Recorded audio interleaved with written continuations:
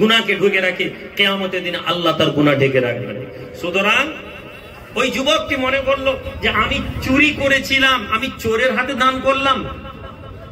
আল্লাহ নবী বলেন ওই জওয়ান পরের দিন আবার নিয়ত করে আমি আগামীকাল আল্লাহর রাস্তায় দান করব, আল্লাহর রাস্তায় দান করব।